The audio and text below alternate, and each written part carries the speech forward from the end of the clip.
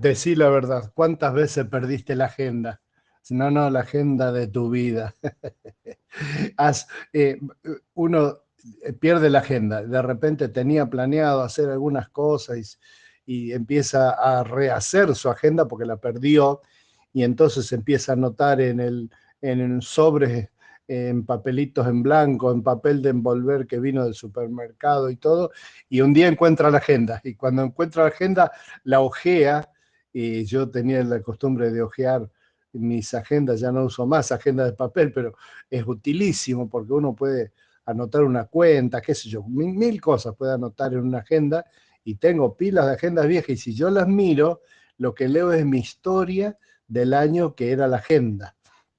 Incluso hay agendas que dicen un año, por ejemplo, y que está tachado porque usé la misma agenda para el año siguiente porque ya no quería cambiar de vuelta todos los datos de los contactos. Y los contactos, por ejemplo, que tenía, las direcciones de personas anotadas, etcétera, de repente ya no me interesa tenerlas. Miro de alguna cosa que estaba entusiasmado en una época y después no. Y así, al encontrar de vuelta, al reencontrar la agenda, me doy cuenta que la agenda tenía un montón de anotaciones vanas, por usar una palabra elegante, porque nuestra agenda real, la de todos los días, va cambiando. Allá, ahora vas a ver de qué voy a hablar. No, no, no, no, no, no. Tan de golpe no. Justamente de ese tema voy a hablar. ¿Qué apuro hay? ¿Qué apuro hay? Bueno, tranquilo, esperemos, espere.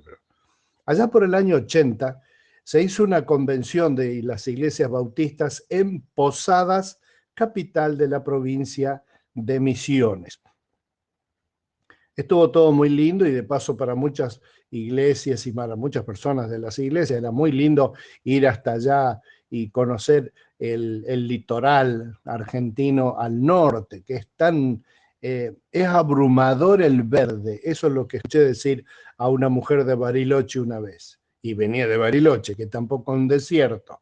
¿Sí? Es abrumador, árboles, plantas, donde haya un pedacito de tierra, ahí crece algo aunque no lo plantes, es tremendo. Y entonces, una de las iglesias de Rosario que habían ido con un par de micros alquilados, dijeron, ¿por qué ya que estamos tan cerca no hacemos una excursión a Cataratas? Estamos tan cerca, ponemos unos pesitos más, vamos, visitamos Cataratas, sacamos fotos y volvemos. Entonces se fueron. Los micros esos, como siempre, en esas excursiones uno busca busca precio. Entonces encontraron unos que eran más baratos y bueno, no tenían un mantenimiento tipo la NASA, sino más bien tipo taller mecánico El Carlito de Rosario. Entonces se fueron los dos y fueron a Puerto Iguazú, fueron a las cataratas y después fueron a Puerto Iguazú, la ciudad donde están cerca, a unos 18 kilómetros, las cataratas. Y con los dos micros bajaron hasta la costa, hasta el puerto de Puerto Iguazú, que tiene una bajada en zigzag que es muy peligrosa. En una de esas bajadas, uno de los micros se quedó sin freno. Y entonces empezaron una loca carrera acelerada y en una de las curvas del zigzag el micro siguió derecho y cayó al vacío. Con tan buena suerte que cayó arriba de un avión. Sí, ya sé, sí, ya lo sé. No lo estoy inventando. Había un avión que había caído en la costa y lo habían puesto ahí en el puerto y nadie ni lo desarmaba ni nada. Estaban los restos ahí. Pero al caer el micro en el fuselaje del avión viejo ese, se amortiguó un poco el golpe. Pero de todas maneras, como en el micro llevaban todo para comer y eso, en la parte de atrás del micro había unos cajones con botellitas de gaseosa de vidrio, que con el golpe que se pegó el micro y la rodada, volaron como granadas de fragmentación las Coca-Colitas chicas y lastimaron un montón de gente, además de los que estaban en el golpe. Bueno, a dónde voy es que un matrimonio viejito iba ahí, y la mujer quedó sumamente golpeada y lastimada. Entonces bueno, fue una desesperación en el momento y después vinieron a rescatarlos, y etcétera, etcétera. Bueno, derivaron a los heridos, etcétera, pero con el paso de los días estaban todos muy preocupados, la iglesia entera orando por esta viejita que estaba muy golpeada. ¿Y saben lo que pasó?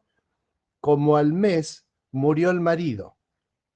Sí, vos sabés que toda la atención estaba sobre la viejita que estaba muy golpeada, pero la viejita sobrevivió.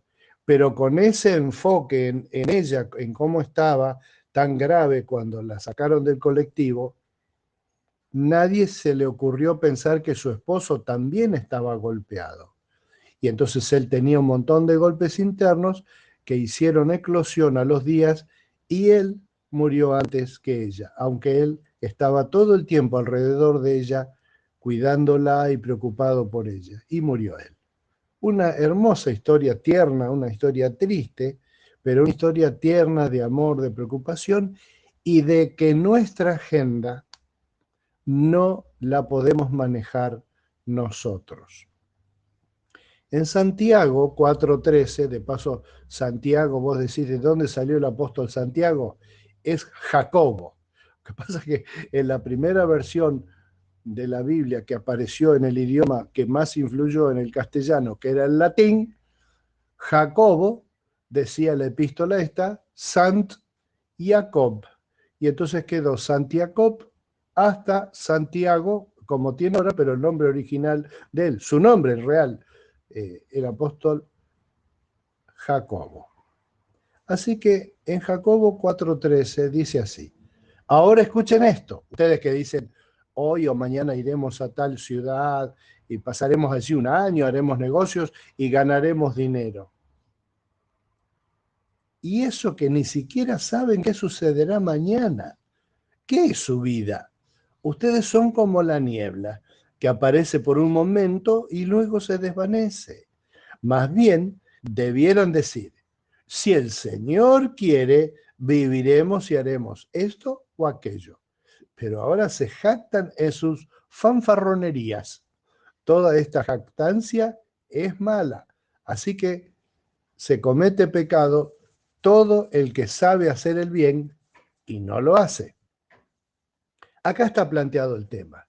Nosotros tenemos la costumbre, desviada por el pecado, de hacer planes como que hay la forma, como nosotros los seres humanos, tenemos la forma de ordenar nuestras vidas. Y las personas se clasifican en este sentido en tres tipos de personas, básicamente.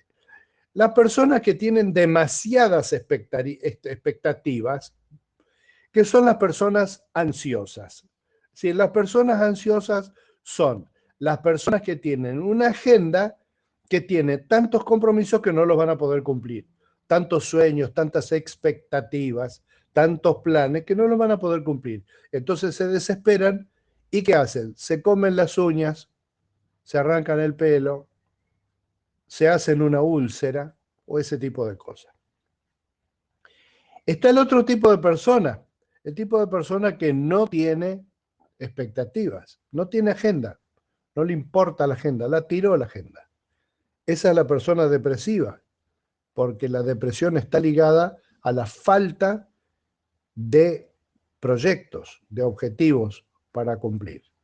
Y está la persona madura, más o menos al medio, que tiene planes, pero que sabe claramente que todos sus planes son, como decía Santiago, una especie de aspiración. Me gustaría, si Dios quiere, hacer tal o cual cosa, como un viaje a las cataratas del Iguazú. Así que deseo que Dios te bendiga y que bendiga tus planes, pero acordate que los planes que Él tiene para vos son mejores que los que uno mismo cree. Y entonces cuando te aparezca en la agenda una actividad, algo que no lo habías calculado, no la deseches. Fíjate si no es la letra del Señor que te está cambiando la agenda. Así que te mando un beso y me despido de vos hasta mañana. Si Dios quiere.